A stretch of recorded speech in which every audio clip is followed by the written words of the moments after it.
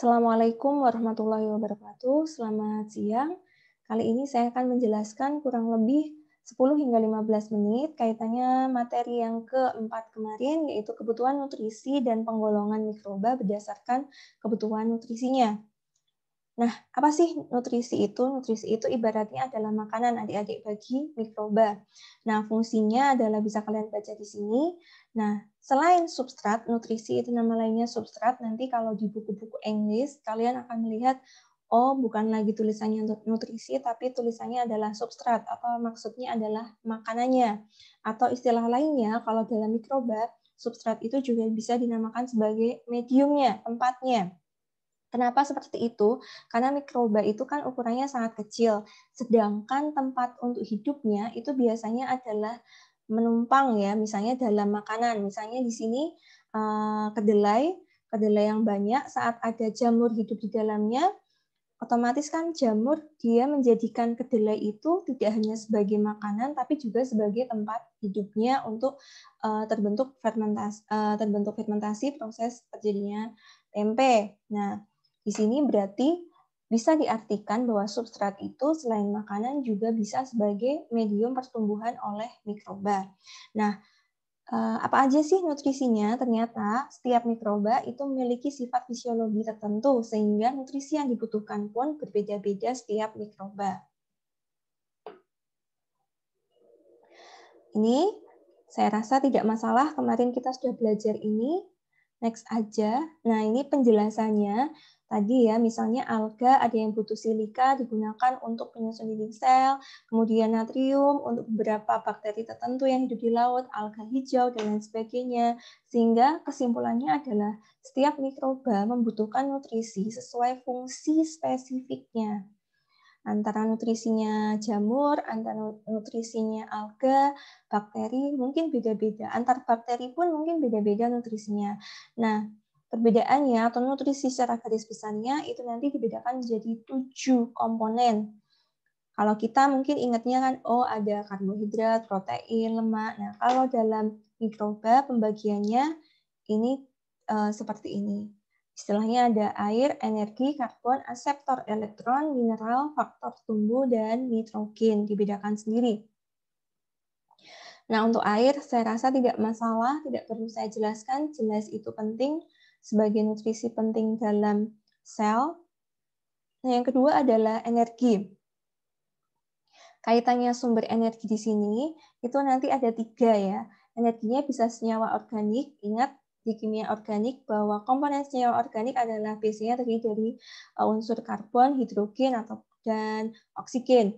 Contoh yang paling gampang untuk senyawa organik di sumber energi dalam mikroba adalah, ada yang tahu mungkin? Seperti glukosa. Nah, glukosa nanti punya 2 fungsi, yaitu sumber energi sekaligus nutrisi yang ketiga, yaitu sebagai sumber karbon. Nah, untuk sumber anorganik itu contohnya adalah seperti ini. Jadi komponennya atau senyawanya itu lebih sederhana dibandingkan senyawa organik. Sedangkan sumber yang ketiga adalah cahaya, yaitu kaitannya misalnya pakai cahaya matahari. Nanti penamaannya seperti ini.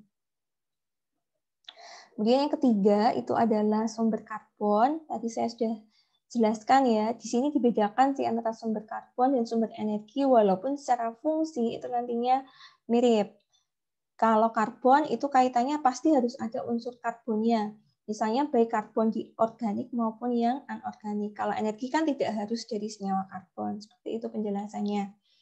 Nah, kemudian yang keempat, aseptor elektron. Kenapa sih kok perlu aseptor elektron? Karena kaitannya adalah bahwa sel itu adalah makhluk, sel itu sama dengan mikroba ya adik-adik istilahnya. Kaitannya nanti.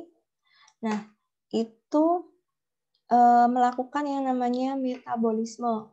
Nah, dalam reaksi metabolisme, reaksi biologi ini di dalam sel, itu reaksinya ada yang reaksi misalnya reaksi oksidasi reduksi. Contoh yang terjadi adalah saat H2O itu nantinya akan terbentuk menjadi 2H+ seperti itu.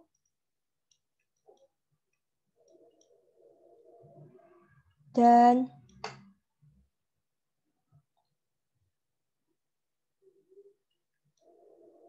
O2-, seperti itu. Nah, kaitannya adalah ada reaksi oksidasi dan reduksi kaitannya dengan elektron-elektronnya. Nah, aseptor elektron juga dibedakan, ada dua jenis, ada yang sifatnya organik, ada yang dari O2 bebas bisa diambil langsung, ada yang anorganik, seperti itu fungsinya aseptor elektron. Kemudian yang kelima itu mineral, bisa kalian perhatikan mineral adalah nutrisi juga yang dibutuhkan. Fungsinya di sini ada penjelasannya, penyusun sel, pengatur tekanan osmosis, kemudian ion H+, kemudian untuk potensial oksidasi reduksi. Nah, di sini kalian mungkin tidak perlu menghafalkan semua seperti ini ya. Kalian cukup tahu bahwa makronya mineral itu seperti manusia. Pada umumnya kan kita juga perlu mineral ya. Kaitannya seperti ini, baik dari mineral yang kaitannya sebagai kation dan ada juga yang sebagai anion yang di Cl dan S-nya di sini. Next saja. Keenam adalah faktor tumbuh. Nah, faktor tumbuh itu kaitannya adalah untuk pertumbuhan, walaupun nutrisi atau makanan untuk faktor tumbuh itu juga jumlahnya sedikit, biasanya tersusunnya adalah senyawanya itu adalah protein, seperti itu. Biasanya protein nanti kaitannya adalah untuk penyusun asam diribonukleat atau DNA dan lain sebagainya. Next dulu.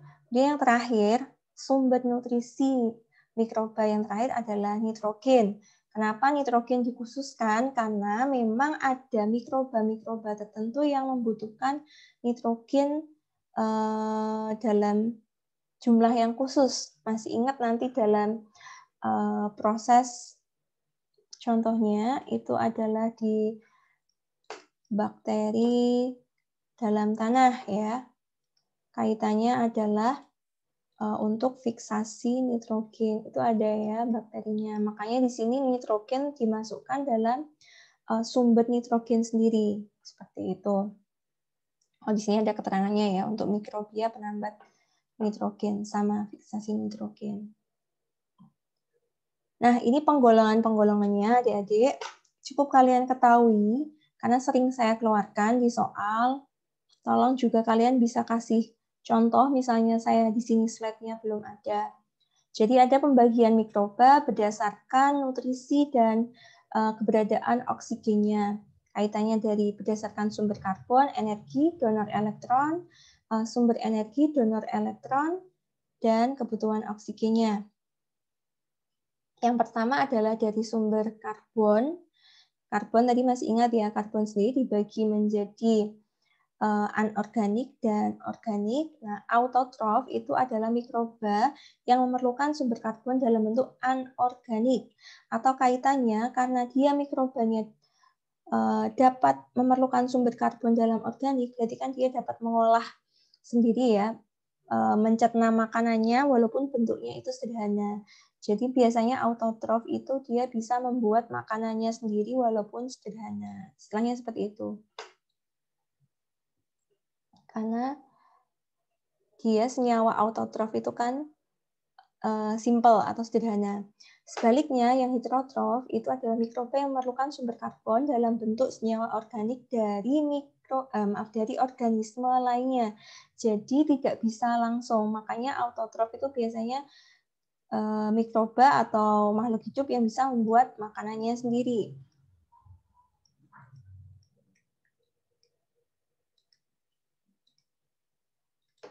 Seperti itu.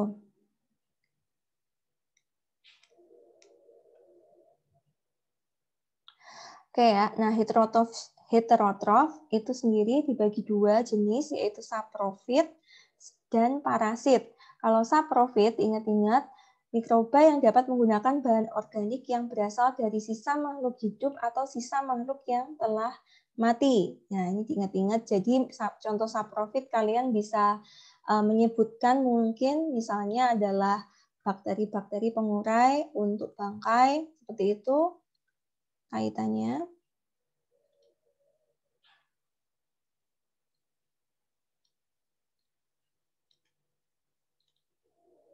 Kemudian parasit, kalau parasit adalah mikroba yang hidup dalam jasad hidup lain dan menggunakan bahan dari inang atau host spesiesnya. Nah, kalau yang ini kaitannya seperti apa? Gampang sekali. Bakteri, patogen. Kalian bisa nyebutin ya contoh-contoh bakteri patogen atau bakteri yang dapat menyebabkan penyakit. Waktu di kuis saya juga pernah mengeluarkannya. Nah, kalau yang contoh autotrof, ada yang mau kasih contoh? Yang paling gampang adalah alga.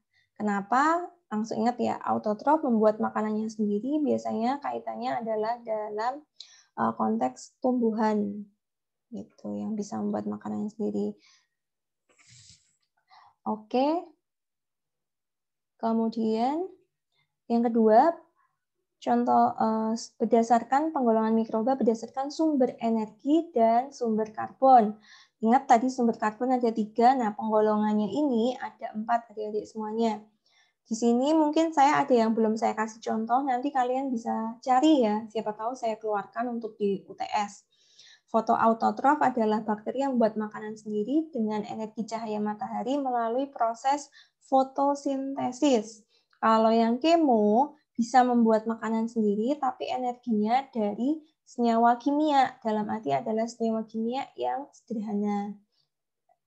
Di sini dikaitkan bahwa sumber karbonnya anorganik, sedangkan sumber energinya juga anorganik. Contohnya adalah senyawa seperti ini, ada NH3, ada HNO2. Bisa kalian perhatikan bahwa semua ini adalah senyawa anorganik. Sedangkan untuk fotoautotrof itu karena membutuhkan cahaya matahari, bisa kalian perhatikan ternyata ada bakteri-bakteri tertentu yang juga bisa membuat makanannya sendiri dengan bantuan cahaya. Biasanya kalau ada bantuan cahaya foto, itu biasanya bakterinya memiliki warna, adik-adik semuanya, berpigmen di sini. Oke ya, lanjut. Ini juga sama, tolong untuk yang di bagian ini memang saya belum kasih contoh karena memang banyak sekali. Tolong bisa dicari contohnya.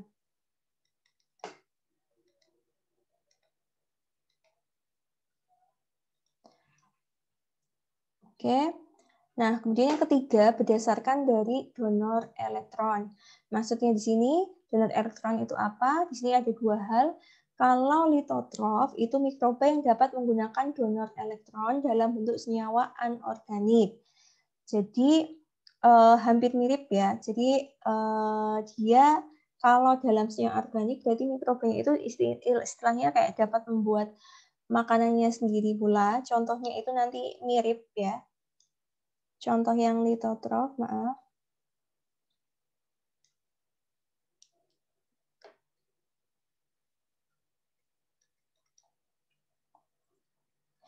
Itu biasanya adalah misalnya seperti apa tadi?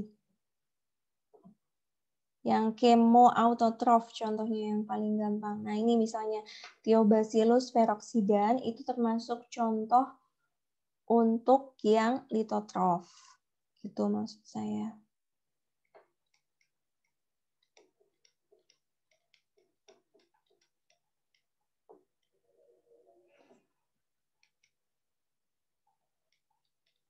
Dan lain sebagainya. Sedangkan untuk organotrof itu adalah bentuk donor elektronnya dalam bentuk senyawa organik. Bisa dicari contohnya ya.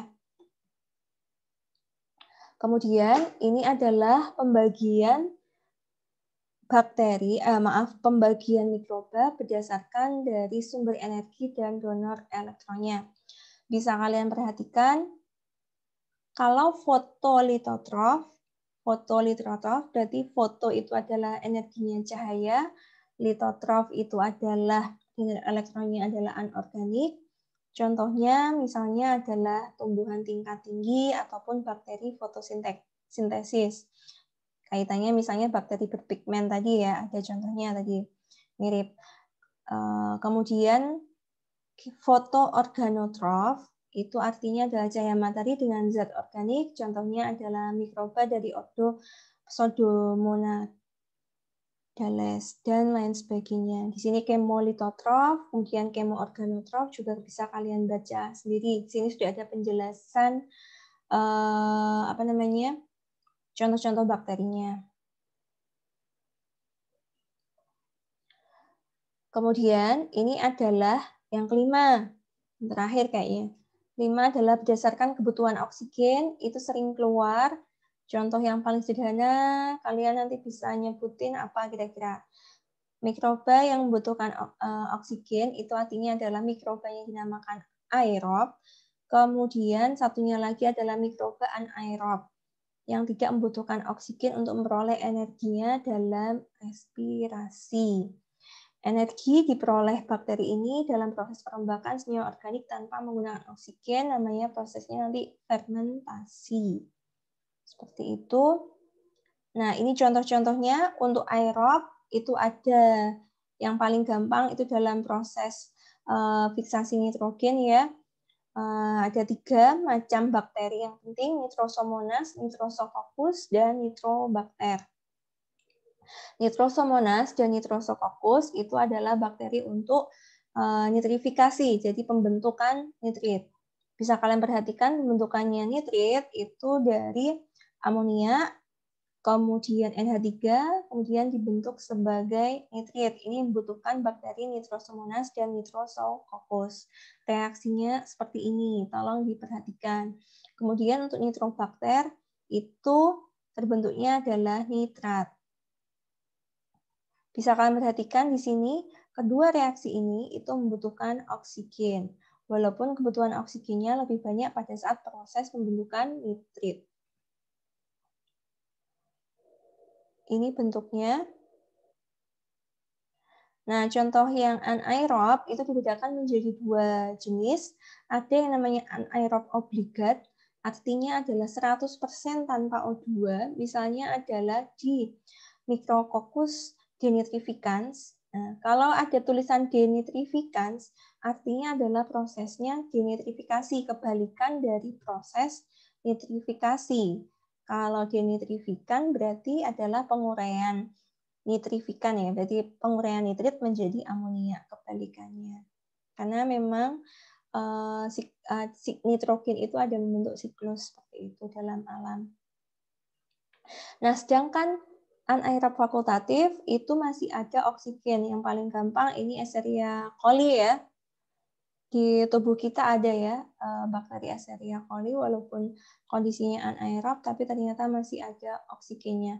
Yang paling gampang lagi misalnya dalam kapang ya, di jamur tempe, itu kan kelihatan bahwa saat kita bikin tempe tidak serta-merta ditutup benar-benar, tapi kan biasanya sambil dilubang-lubangi plastiknya untuk proses.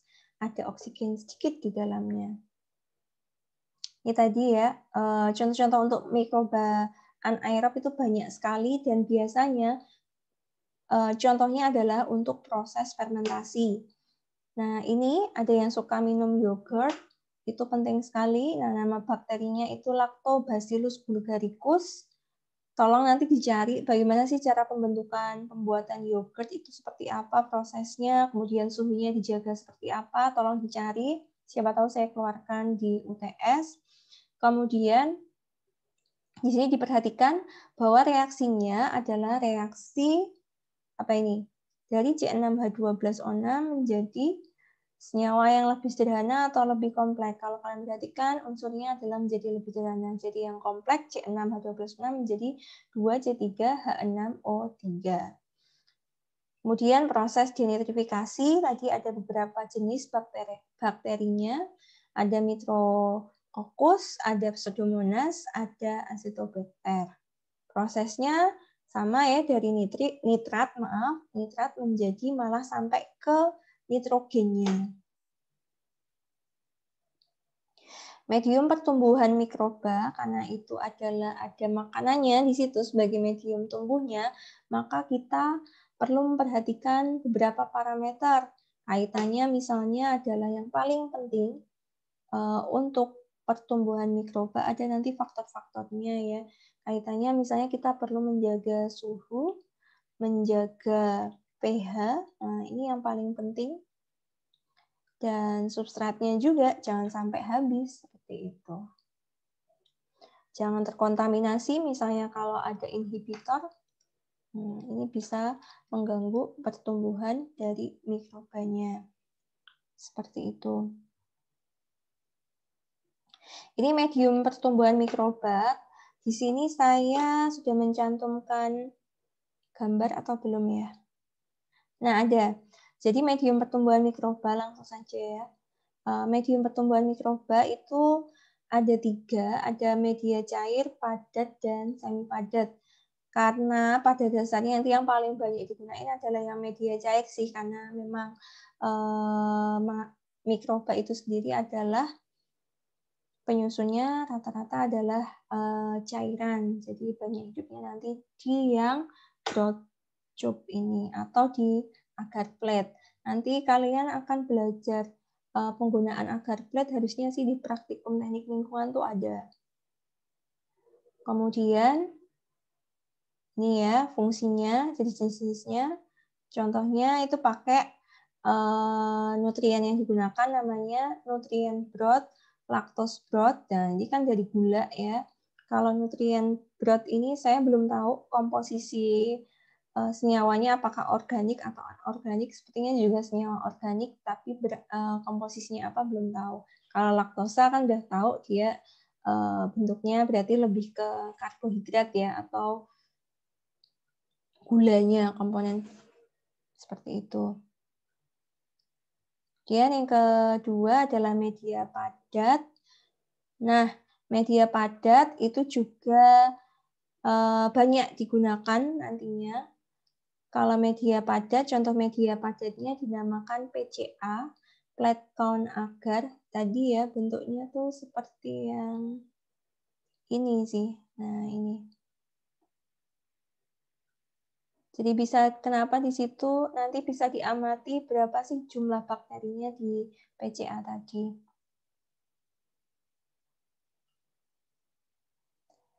Semi padat. Nah, ini di sini belum ada ya contoh bakteri-bakterinya.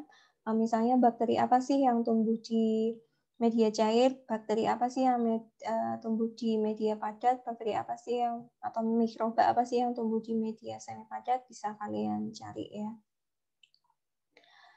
Untuk tugas tidak saya berikan, cukup sampai di sini. Terima kasih.